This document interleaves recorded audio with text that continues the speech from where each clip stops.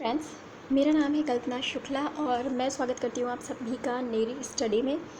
हम शुरू करने जा रहे हैं हमारा आज का करंट अफेयर का सेशन और आज है 28 जून। तो जो भी इम्पॉर्टेंट क्वेश्चंस हैं हमने यहाँ ऐड किए हैं। कल था संडे, तो संडे को बहुत ज़्यादा न्यूज़ नहीं आती हैं, लेकिन फिर भी जो भी न्यूज़ हमें मिली है हम उन्हें कवर करने की कोशिश करेंगे। तो आज मॉर्निंग तक की न्यूज़ इसमें ऐड है। स्टार्ट करते हैं हमारा आज का सेशन। पहला क्वेश्चन है कि कौन सा देश एक बार फिर FATF की ग्रे लिस्ट में बना रहेगा। तो ये हमारे लिए बहुत ही इंपॉर्टेंट क्वेश्चन है। और फिर एक बात ये भी है कि हमारा पड़ोसी देश है, तो हमें थोड़ा सा तो इसके बारे में देखना ही पड़ेगा। तो यहाँ पर जो पाकिस्तान है, पाकिस्तान FATF की लिस्ट में फिर से बना रहेगा ग्रे लिस्ट में। और FATF जिसे बोलते हैं फाइनेंशियल एक्शन टास्क फोर्स, इसकी ये ग्रे लिस्ट में काफ़ी लंबे समय से बना हुआ है। और ये क्यों जारी की जाती है, इसका क्या प्रावधान है, सब कुछ हम डिस्कस करेंगे। आप बस बने रहिए हमारे साथ और वीडियो को शेयर ज़रूर करिएगा। तो इसके बारे में अगर हम बात करना चाहें तो जून 2018 से पाकिस्तान इस ग्रे लिस्ट में है। FATF की बात करें 1989 में इसकी स्थापना हुई थी और G7 जो कंट्रीज़ हैं उनके द्वारा इसकी स्थापना की गई थी। जब उनका पेरिस सम्मेलन चल रहा था उस समय की ये बात है। सदस्यता की अगर बात करें 39 देश 39 कंट्रीज़ जो हैं वो इसके सदस्य हैं, जिसमें भारत भी इसका सदस्य देश हो जाता है। इसके बारे में अगर हम ग्रे लिस्ट की बात करें तो ग्रे लिस्ट में उन कंट्रीज़ को चेतावनी देने के लिए डाला जाता है जो कंट्रीज़ मनी लॉन्ड्रिंग में लिप्त हैं या जो कंट्रीज़ आतंकवादी गतिविधियों में लिप्त पाई जाती हैं। तो इनको एक चेतावनी दी जाती है, अगर आपने इसको टेरर फंडिंग को बंद नहीं किया या ऐसी गतिविधियां जिनके लिए आप फंडिंग कर रहे हैं और जो सही नहीं है, अगर उसको बंद नहीं किया तो जितनी भी इंटरनेशनल ये फंडिंग कंपनीज़ हैं जैसे कि वर्ल्ड बैंक है, IMF है, ये सारी की सारी आपको किसी भी प्रकार का कोई भी लोन उपलब्ध नहीं कराएंगी, कोई भी पैसा इनसे आपको नहीं मिलेगा।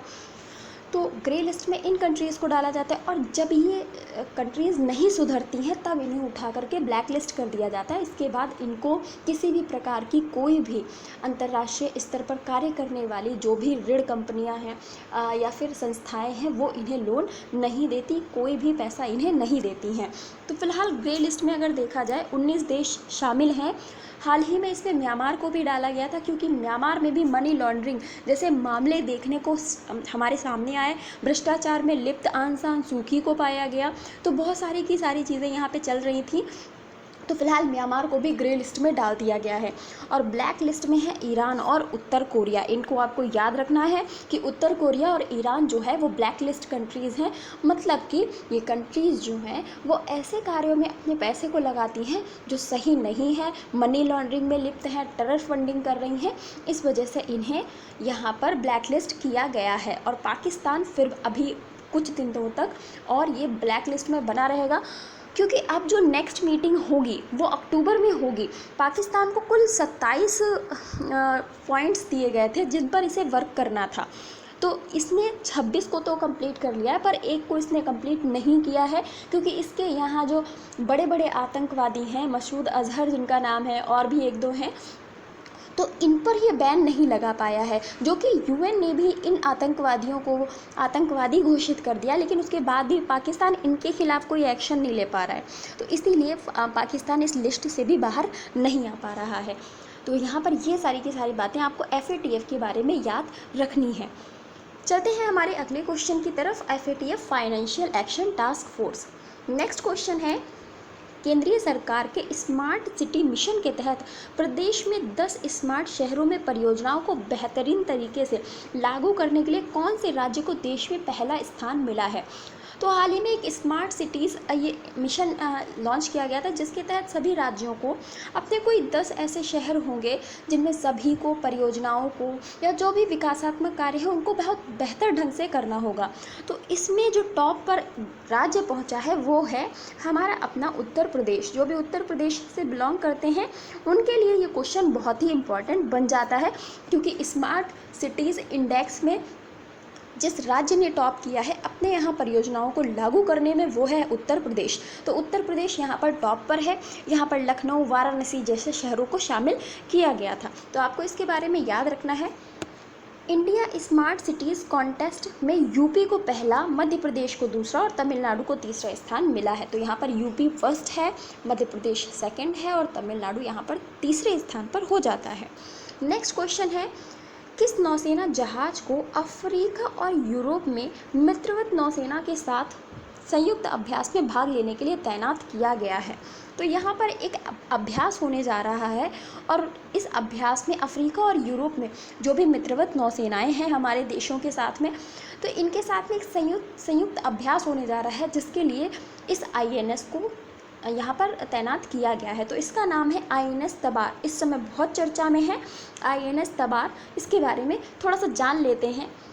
तो इसके बारे में हम थोड़ा देखते हैं कि तैनाती के दौरान जो है INS तबार अदन की खाड़ी में, लाल सागर में, स्वेज नहर में, ये सारे के सारे मैप में आप देख सकते हैं, अदन की खाड़ी को, लाल सागर को, स्वेज नहर को, भूमध्य सागर को, इसके साथ साथ उत्तरी सागर और बाल्टिक सागर के पास यहाँ पर जो कंट्रीज़ हैं, जिबूती है, मिस्र है, इटली है, फ्रांस है, UK है, रशिया है, नीदरलैंड, मोरक्को और स्वीडन, नॉर्वे जैसे देशों में, ये आर्कटिक परिषद के देश हैं, यहाँ पर ये जाएगा और इनके साथ में ये अभ्यास होगा, यहाँ पर इसको भेजा जाएगा।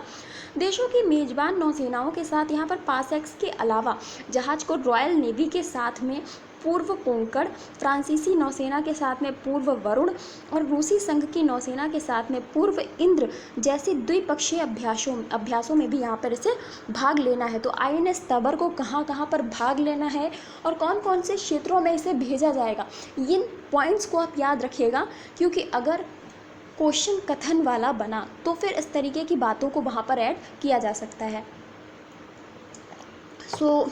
चलते हैं नेक्स्ट क्वेश्चन की तरफ। आई होप कि आपको ये वाला क्वेश्चन क्लियर होगा। हमारा अगला जो प्रश्न है वो है, केंद्रीय मंत्री डॉक्टर जितेंद्र सिंह ने किस राज्य में मेगा क्विंटल क्षमता बीज प्रसंस्करण संयंत्र का उद्घाटन किया है? यहाँ पर बीज का प्रसंस्करण संयंत्र लगाया जाएगा। मेगा क्विंटल क्षमता बीज प्रसंस्करण संयंत्र का उद्घाटन यहाँ पर किया गया है केंद्रीय मंत्री डॉक्टर जितेंद्र सिंह के द्वारा। तो ये जो राज्य है ये जम्मू कश्मीर हो जाता है। जम्मू कश्मीर में ऐसा किया गया है, तो जम्मू कश्मीर का नाम आपको याद रखना है। जम्मू कश्मीर में बीज प्रसंस्करण संयंत्र किसके द्वारा? डॉक्टर जितेंद्र सिंह के द्वारा लगाया गया है। ये क्वेश्चन बहुत इंपॉर्टेंट तो नहीं था, तो लेकिन फ़िलहाल ऐड किया है मैंने ताकि आपकी नज़रों के सामने बना रहे। नेक्स्ट क्वेश्चन है, किस राज्य ने ड्रैगन फ्रूट की एक खेप, इसको कमलम भी बोलते हैं, दुबई को निर्यात इसको किया गया है? तो अब क्या हुआ है, हमारी कंट्री में ड्रैगन जो फ्रूट बोला जाता है इसको उगाने की पहल बहुत ज़्यादा तेज़ी से चल रही है, क्योंकि ये महंगा बिकता है और फिर दूसरी बात ये है कि इसको आसानी से उगाया जा सकता है। तो जिन क्षेत्रों में कृषि करना थोड़ा सा दुर्गम है वहाँ पर भी इनकी कृषि की जा सकती है और इसमें महाराष्ट्र, गुजरात और राजस्थान जैसे क्षेत्रों के नाम सामने आते हैं, क्योंकि यहाँ पर कृषि करना आसान नहीं है। महाराष्ट्र जहाँ पानी की इतनी कमी है, गुजरात में भी पानी की कोई बहुत अधिकता नहीं है, क्योंकि जो कुछ एक ऐसे क्षेत्र हैं जो इधर थार मरुस्थल के किनारों पर स्थित हैं, यहाँ पर खेती बहुत मुश्किल हो जाती है, लेकिन यहाँ पर भी इनकी खेती की जा सकती है। तो ड्रैगन फ्रूट जो है एक विदेशी फल है जिसकी आप कह सकते हैं कि खेती इस समय भारत में बहुत तेज़ी से हो रही है। मन की बात में PM मोदी ने इस ड्रैगन फ्रूट का मतलब वर्णन किया था, जिसके बाद से ये बहुत ही चर्चा में रहता है। तो यहाँ पर ड्रैगन फ्रूट की जो एक खेप है दुबई को निर्यात किया गया है, और कहाँ से? महाराष्ट्र से इसको निर्यात किया गया है। तो महाराष्ट्र से ड्रैगन फ्रूट जिसको कमलम भी बोलते हैं, इसकी एक खेप को दुबई निर्यात किया गया है। कहते हैं ये ड्रैगन फ्रूट जो है स्वास्थ्य के लिए भी बहुत अच्छा माना जाता है। तो ड्रैगन फ्रूट पिंक कलर का होता है, इसमें अजीब से थोड़े थोड़े से ऐसे कांटों का शेप बना होता है, हालांकि वो कांटे नहीं होते, वो उसका शेप होता है। तो इसको कमलम भी बोलते हैं, कुछ लोगों को ये कमल के आकार का भी लगता है। तो इसको दुबई में निर्यात किया गया है और महाराष्ट्र से किया गया है, ये भी आप याद रखेंगे। नेक्स्ट क्वेश्चन है कि PM ने कहाँ पर ज़ेन गार्डन और काइजन एकेडमी का उद्घाटन किया है? ज़ेन गार्डन और काइजन एकेडमी, ज़ेन का मतलब क्या होता है? ज़ेन एक जापानी शब्द है जिसका अर्थ होता है ध्यान। तो एक ध्यान गार्डन आप कह सकते हैं, और काइजन एकेडमी का उद्घाटन किया गया है। तो ये किया गया है AAM अहमदाबाद में। AAM अहमदाबाद में किया गया है ज़ेन गार्डन और काइजन एकेडमी का उद्घाटन, और किसके द्वारा? तो PM नरेंद्र मोदी जी के द्वारा ये उद्घाटन किया गया है। अब यहाँ पे क्या है कि जापान और भारत की संस्कृतियों को मिला करके एक नई संस्कृति का विकास किया जा सके, क्योंकि जापानी संस्कृति भी बहुत पुरानी है और उसकी जो अच्छी चीज़ें हैं, जो अच्छे तथ्य हैं, अच्छी बातें हैं, उनको हम अपने अंदर ग्रहण करके जो अच्छी बातें उन्हें सीख सकें। इसीलिए जापानी संस्कृति की इन कुछ अच्छी बातों को सीखा जा रहा है और जापानी संस्कृति को यहाँ पर महत्व दिया जा रहा है। तो आपको याद रखना है, ज़ेन गार्डन और काइजन एकेडमी का उद्घाटन किया गया है।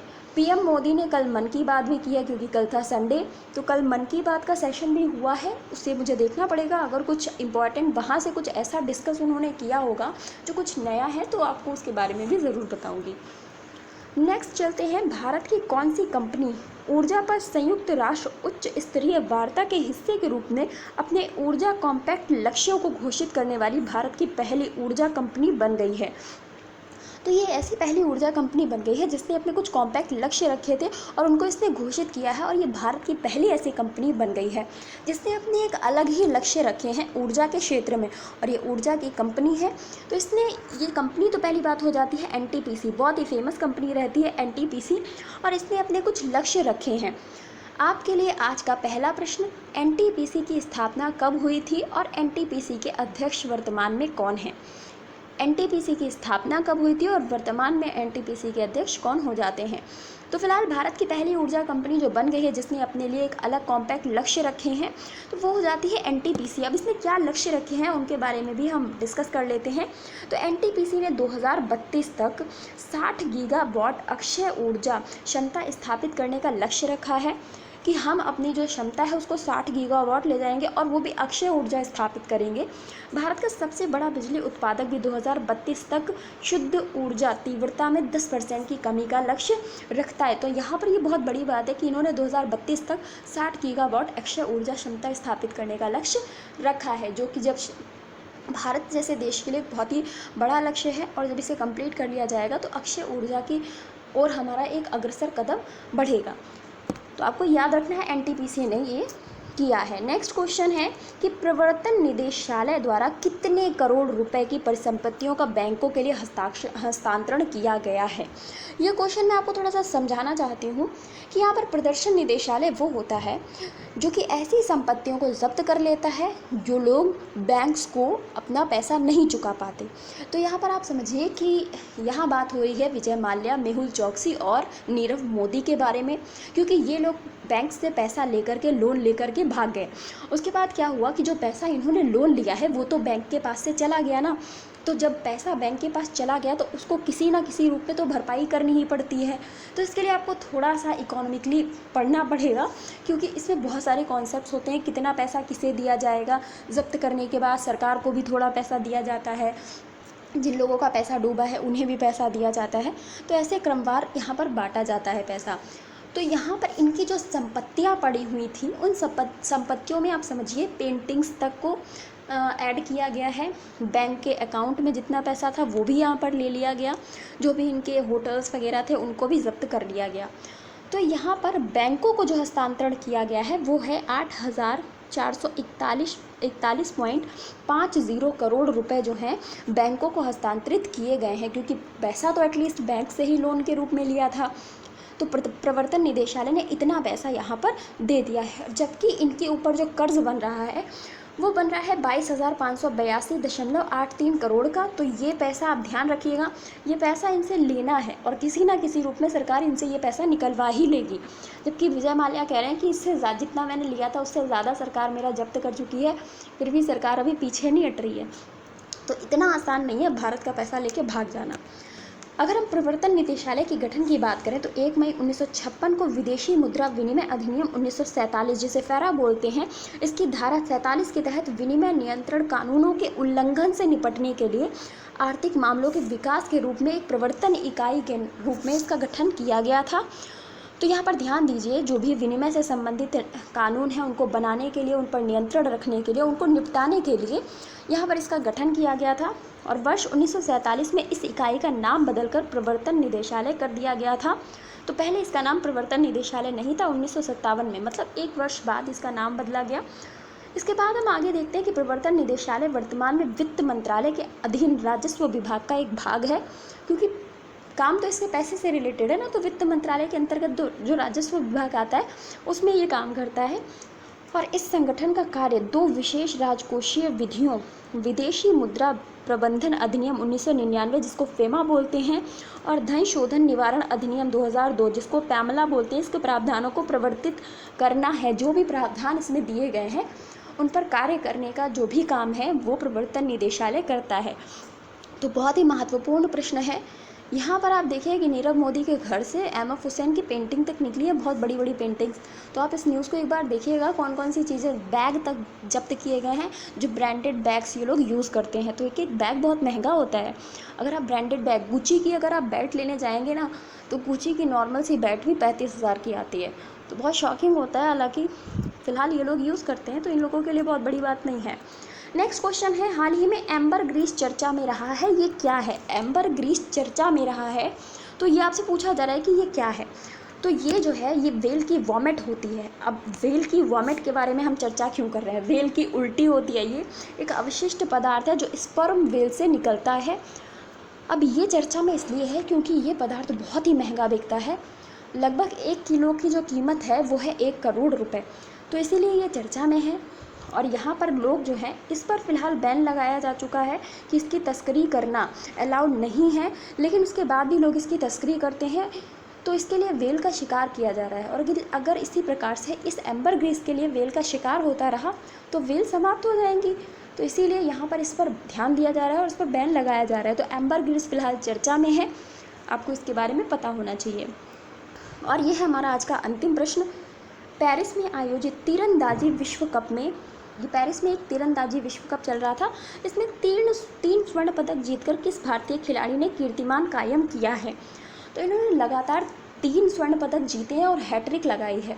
तो इसीलिए बहुत ही चर्चा में है। इनका नाम है दीपिका कुमारी। दीपिका कुमारी कहते हैं 10 रुपये जेब में लेकर के ये खिलाड़ी बनने निकली थी। तो उस समय इनका लोगों ने बहुत ही उपहास बनाया था कि 10 रुपये लेकर के तुम कहाँ जा रही हो, और कौन बन पाता है खिलाड़ी। लेकिन नहीं, जिसके अंदर करने की इच्छा होती है वो कुछ भी कर सकता है। तो इनके अंदर चाह थी और जहाँ चाह है वहाँ रहा है, इन्होंने कर दिखाया। और देखिए, पेरिस में आयोजित जो तीरंदाजी विश्व कप था, इन्होंने उसमें लगातार 3 स्वर्ण पदक जीत करके हैट्रिक लगाई है और ये कीर्तिमान कायम कर दिया है। तो दीपिका कुमारी इनका नाम है, आपको इनका याद रखना है नाम। 3 स्वर्ण पदक जीते हैं, टोक्यो ओलंपिक के लिए अपनी राह को साफ किया है। तो इनका नाम आपको याद रखना है। और ये था हमारा आज का सेशन। आपको कैसा लगा प्लीज़ कमेंट बॉक्स में ज़रूर बताइएगा और वीडियो को शेयर कर दीजिएगा। Thank you so much.